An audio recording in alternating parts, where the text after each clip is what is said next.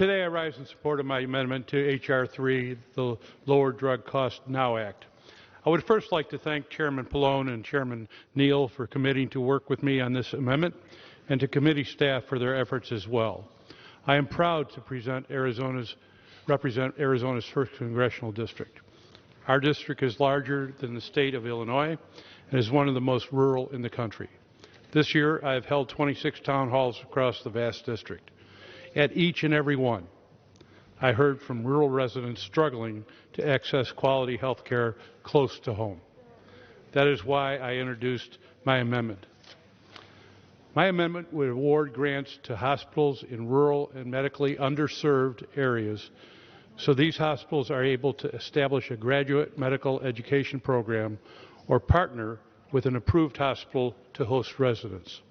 According to the Congressional Research Service, more than half of family medicine physicians reside within 100 miles of where they trained as residents.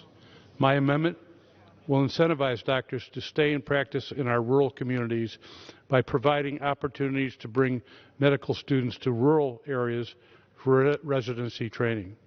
Hospitals are not reimbursed for hosting graduate medical education programs until they are fully established.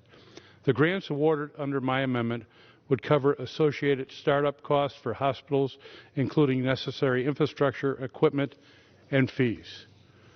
My amendment also requires the Nonpartisan Government Accountability Office to issue a report on the success of the changes that this education will implement, including analysis of whether residents stayed in the rural communities where they trained. According to the Association of American Medical Colleges, our country will suffer a shortage of over 120,000 physicians by the year 2032. We are already losing residents or physicians across rural America, and rural areas will be hit especially hard. I'm offering my amendment today to mitigate the effects that those seeking care in rural areas will experience.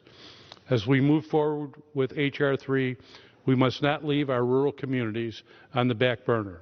Our rural communities will not be able to access their medications in the first place if they cannot access providers. My amendment takes an all-of-the-above approach to improving rural health care by expanding access and revamping the ways we recruit qualified medical professionals in the area that we need them most. I reserve the balance of my time. The gentleman reserves.